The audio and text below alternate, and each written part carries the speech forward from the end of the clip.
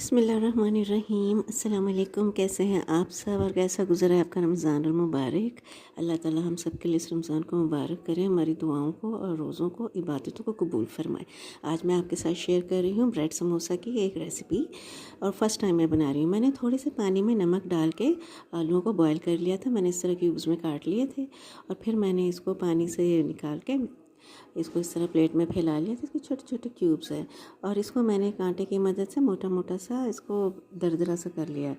अच्छा, साथ हमें चाहिए चॉप्ड ऑनियन, इनको आप इस तरह चॉप कर लें और ज़रा सा कुकिंग ऑयल। इसमें हमने सबसे पहले डालने हैं प्याज। प्याज को बिल्कुल ट्रांसलूसेंट ना करें, ट्रांसपेरेंट, लेकिन ये है कि ज़रा सा इसको ना क्रंची बेशक रहे। अच्छा, फिर मैंने डाली हल्दी। हाँ, हल्दी का ना कच्चापन ज़रूर दूर कर लिया करें, वरना वो हल्दी जो है ना वो अच्छी नहीं लगती, उसका फ्लेवर। तो बहरहाल आप देख रहे हैं इस तरह प्याज जो है ना मुकम्मल तौर पे ट्रांसपेरेंट नहीं है और हल्दी जो है वो भी अच्छी तरह से भुन गई है।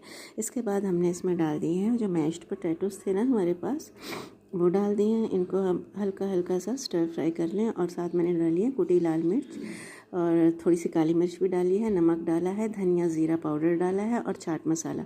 आपके पास अगर आमचूर पाउडर हो ना तो आप आमचूर पाउडर ज़रूर डालिए, उससे बहुत अच्छा टेस्ट आता है। आप अनारदाने का पाउडर भी डाल सकते हैं, यानी मोटा कुटा अनारदाना। अच्छा, ये है खुश्क मेथी, खुश्क मेथी को डाल दें। ये है धनिया, पुदीना और हरी मिर्च जो थी बारीक चॉप की, वो डाली है और इनको अच्छी तरह से मैंने मिक्स किया है। इसको अच्छी तरह से आपने इसकी भुनाई करनी है बहुत अच्छी तरह से।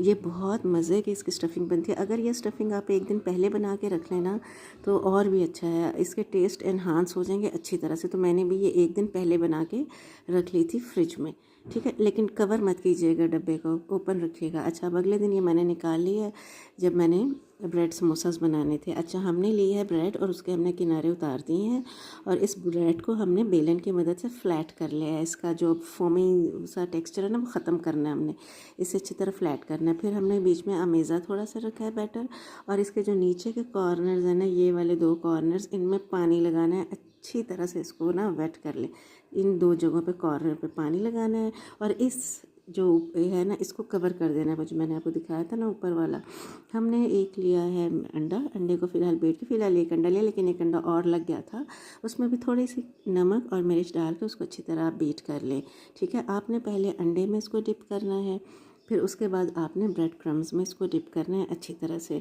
आप चाहें तो इकट्ठे भी डिप करके प्लेट में एक तरफ रख सकते हैं। मैं साथ के साथ बना रही थी।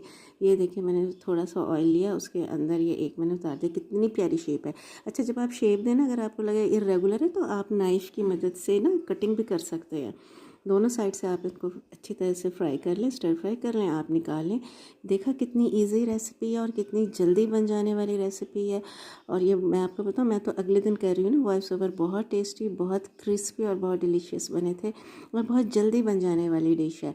आप भी ज़रूर ट्राई कीजिएगा और मुझे बताइएगा कैसे बने। आप चाहें तो किसी भी अपनी पसंद की इसके अंदर स्टफिंग कर सकते हैं। दुआओं में, बहुत ज़्यादा दुआओं में याद रखें। अल्लाह हाफ़िज़।